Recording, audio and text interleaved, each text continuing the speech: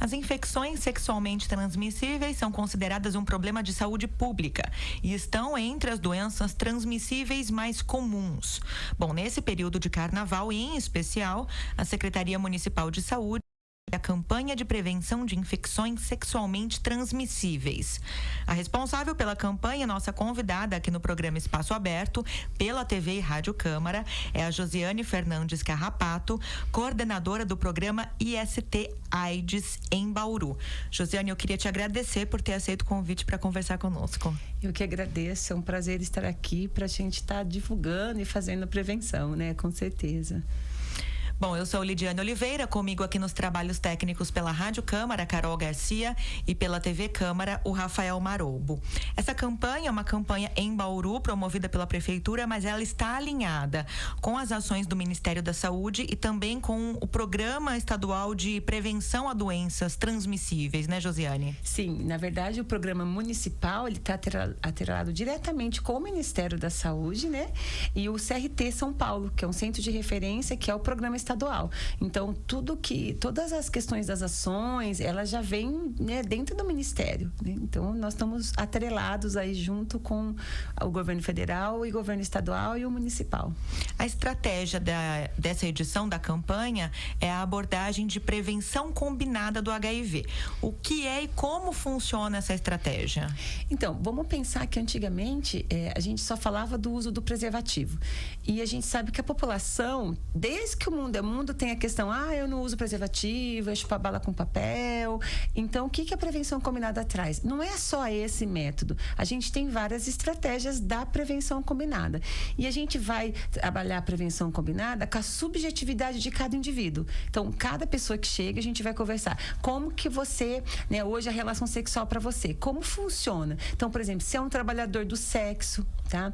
Se é homens que fazem sexo com homem, se é hétero. Então, nós vamos estar trabalhando com essa questão. E aí a gente vai encontrando estratégias, tá? Então, por exemplo, nós não temos só a questão do uso do preservativo. Lógico que o uso do preservativo é o método mais seguro que nós temos, tá? É de dupla proteção que a gente diz. Por que dupla proteção? Protege de qualquer IST, qualquer infecção sexualmente transmissíveis e também da gravidez indesejada. Mas a gente não tem só isso. Tá? Vou explicar um pouquinho sobre as estratégias. A gente tem a PEP, a profilaxia pós-exposição ao risco da infecção do HIV. A PEP, ela tem a PEP ocupacional, a PEP sexual e a PEP violência sexual. A ocupacional, para os profissionais da saúde que trabalham com objetos supérfluo cortante, que tem um acidente, ela tem que se fazer a proteção. A PEP violência sexual, seja masculino ou feminino, se tiver uma violência, um estupro, um abuso sexual, ela também tem que fazer a profilaxia. Ou a PEP sexual. A pessoa sabe que tem que usar preservativo, a gente trabalha também com outra estratégia concomitante, que é a redução de danos. Então, vai beber no carnaval? Todo jovem quer se divertir. Vai usar bebida, seja bebida alcoólica. Come antes, bebe e toma água alternadamente, porque aí eu vou saber escolher o meu parceiro. Não consegui beber todas, não sei com quantos parceiros que eu saí. Aí a gente tem a PEP sexual. Até 72 horas, ele tem que procurar o nosso serviço, ou a UPA, que é no caso final de semana, e ele pode utilizar o medicamento como profilaxia. Tá? Então, a PEP sexual é essa. A violência é ocupacional. Então, não adianta passar de 72 horas. Porque o vírus, ele vai ficar na mucosa. Depois de 72 horas, ele vai entrar na corrente sanguínea. Então, isso é uma outra estratégia que nós temos também. Então, cada caso é um caso. A gente vai estar olhando para esse sujeito como um ser humano para ver assim, o que é necessário para ele, o que ele pode fazer. Ele consegue usar o preservativo? Não. Ele sabe usar o preservativo? Senão, a gente vai orientar como usa o preservativo. Tem feminino também hoje, tem o preservativo feminino e o masculino, né? Então, a gente vai trabalhando com todas essas estratégias. Bom, se a gente já entendeu, então, que existe um programa específico para cada indivíduo, de acordo com a situação vivenciada. Sim. E que existem as formas de prevenção pré-exposição e pós-exposição. Como é que funciona a oferta do diagnóstico dos exames para a detecção da doença? Ótimo, adorei. Hoje, olha como a gente evoluiu. Antigamente, a gente fazia exames laboratoriais, demorava para saber o resultado. desde já faz um tempinho que a gente tem os testes rápido. Eu acho que todo mundo já ouviu falar de teste rápido.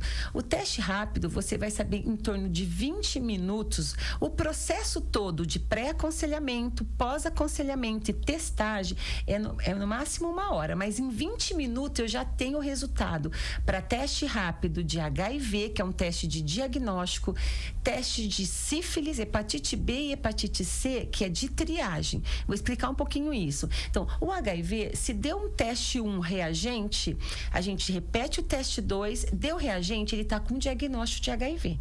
Tá? Aí, o que nós fazemos? Na hora, imediatamente, a gente já entra no sistema CROSS, deu um resultado HIV positivo. Já agenda em torno de 2, 3 dias na saúde pública, só para a gente pensar que o SUS é importante também. A gente já agenda para o infectologista que vai fazer a assistência desse paciente. Então, quando ele tem um diagnóstico precoce de HIV, eu já agendei o infecto, ele não vai desenvolver a AIDS. Ok? Isso é importante a gente saber. Nossa, o pessoal fala que diminuiu o caso de AIDS, diminuiu o caso de AIDS e aumentou o diagnóstico de HIV. Porque HIV é diferente de AIDS. Se eu faço a testagem rápida, uma vez por ano, pelo menos uma vez por ano, todo mundo deveria fazer a testagem. Porque hoje nós todos somos vulneráveis. Não tem mais assim situação de risco, grupo de risco. Todo mundo. A gente tem casos de mulheres casadas que acham que estão blindadas. Casada, só que muitas vezes o parceiro sai com outras pessoas, com garotos de programa ou com parceiras, e ela nunca vai descobrir, porque ela vai achar que nunca vai ter nenhuma IST.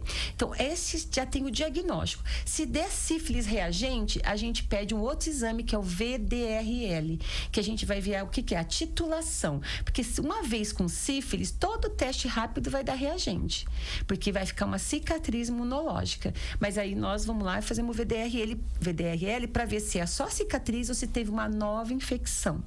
E a hepatite B e C também são testes de triagem. A gente deu reagente, a gente pede a carga viral, que vai para a Unesp de Botucatu e vai estar vendo quantos vírus tem esse sujeito, se ele precisa do tratamento, como vai ser feito o tratamento. Então, no caso do diagnóstico dessas doenças, né? Sim. Tanto o HIV, né? Infecção pelo HIV, sífilis, enfim. Qual é o tratamento oferecido pelo SUS hoje para esses pacientes? Desta forma, a sífilis em toda unidade básica de saúde faz, porque nós temos uma epidemia de sífilis. Aproveitando, o ano passado, você viu, nós tivemos 394 casos diagnosticados só de sífilis adquirida. Então, qualquer unidade básica fez o resultado de todas as unidades básicas, todos os serviços de saúde municipais oferecem os testes rápidos. O nosso serviço, que é o Centro de Testagem e Aconselhamento, ele oferece mais ainda. Então, é ofertado em qualquer lugar.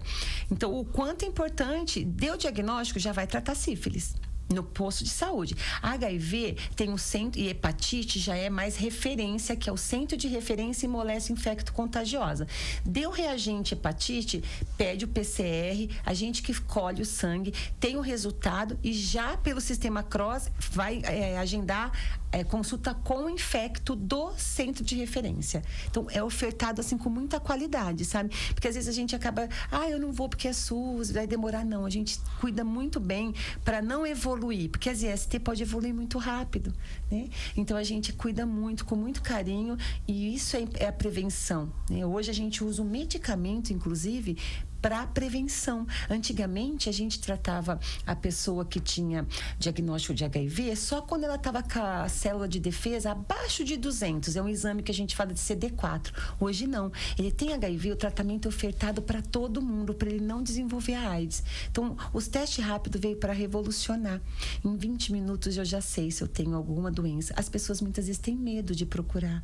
Fala, ai, meu Deus do céu, eu vou fazer o Quem teste. procurar, né? Eu não vou Todas conseguir. aquelas ideias. Mas pensa só, se a gente fizer isso de forma de prevenção, eu vou evitar doenças, eu vou evitar complicações, né? Então, eu acho, assim, fundamental a gente ter consciência da importância de fazer a testagem, né? A gente se cuidar, se gostar, independente se é idoso, se é mulher casada, se é hétero, se é não importa, homossexual, não importa. Todos nós deveríamos fazer uma vez por ano a testagem. Você comentou especificamente sobre a sífilis, né? A que se deve esse aumento da contaminação pela doença nos últimos 10 anos? Então, na verdade, vamos pensar assim que a questão vamos falar um pouco mais amplo, até filosófico. Quando a gente fala de sexo e sexualidade, a sexualidade nasce com a pessoa e morre com a pessoa. E sexo, as pessoas ainda têm o mito de não falar em família, de não... é feio, não vamos conversar sobre isso. Sexo é prazer. E as pessoas com nível socioeconômico mais vulnerável ainda, vamos pensar, a gente tem prazer? Prazer de comer, prazer de dançar, prazer de estudar, prazer de... A gente tem que ter prazer na vida, enquanto ser humano. Se eu não tenho um prazer, vários prazeres, eu tenho o prazer sexual, que é um prazer primitivo, é um prazer primário, é um prazer que não tem custo. Então as pessoas, né, eu trabalhei com adolescentes que usavam drogas, que são muito vulneráveis, então não tem afeto da mãe, não tem afeto da família, vai buscar de qualquer forma ter um prazer. O ser humano não vive sem prazer, nós precisamos de prazer na vida. Então aumenta-se muito porque as pessoas estão insatisfeitas, as pessoas não têm tolerância à frustração, as pessoas não têm autoestima, ela vive numa tecnologia excessiva, o relacionamento humano vai ficando muito assim, frágil, e aí as pessoas não se gostam. Então, assim, ter relação sexual por ter relação sexual, por necessidades fisiológicas, né? A gente encontra as pessoas, tá, gente? Universitários. De universidade pública. Hoje, esse ano, ainda tô livre. Eu tive 55 parceiros. Você usou camisinha algum? Não. Então, assim, a vulnerabilidade vai aumentando, porque se as pessoas se gostam, ela vai escolher. Então, é muito complexo. O mundo está em transformação, em mudança. Consequentemente, não se tem família, muitas vezes, funcional, que tem afeto. E isso vai estar atingindo diretamente na relação sexual. Dá para perceber que é uma coisa muito ampla, que sexo, não dá para falar sexo é sexo, somente isso, mas que está ligado ao afeto, à família. Então, hoje as pessoas, assim, não transa por transar, não tem autocuidado. Então, assim, não usa preservativo, não busca PEP, então vai aumentar a sífilis. Porque essas profilaxia pré e pós é para a questão da infecção do HIV, mas não da sífilis. A sífilis só vai ser protegida com o uso de preservativos. Então, se não usa preservativo, eu vou aumentar a incidência de sífilis. No Brasil está aumentando. É um número, assim, muito assustador. Assim, a gente fica preocupado. Até mesmo a sífilis congênita e a sífilis em gestante. Hoje a gente fica muito no pré-natal de fazer o teste rápido. Não espera nem o VDRL. Deu reagente na gestante, a gente já trata. Para evitar que o bebê nasça com sífilis, entendeu? Mas é muito preocupante. A gente fica muito divulgando, falando da importância do uso do preservativo e também na gestante fazer o pré-natal. É necessário fazer o pré-natal. Josiane, de uma forma geral, quais são os impactos das doenças sexualmente transmissíveis, das infecções, na vida do paciente ou da paciente? Você comentou sobre esses cuidados com as gestantes. Existe algum efeito na capacidade reprodutiva, por exemplo, de homens e mulheres? Na verdade, se você não tratar uma IST, a gente está falando dessas de testagem rápida, mas a gente tem várias outras. A gente tem o HPV, a gente tem herpes, gonorreia. Então, a gente tem várias ISTs, né? Desde que o mundo é mundo, lembra? Vamos pensar um pouquinho na história. Doenças venéreas. Depois veio DST, né? Doenças sexualmente transmissíveis, e hoje infecção sexualmente transmissível. Por que mudou o nome até? Porque doença tem sintomas. Se eu tô com um resfriado, eu passo, tô com dor de cabeça, tô com calafrio. As infecções sexualmente transmissíveis, muitas vezes não tem nenhum sintoma.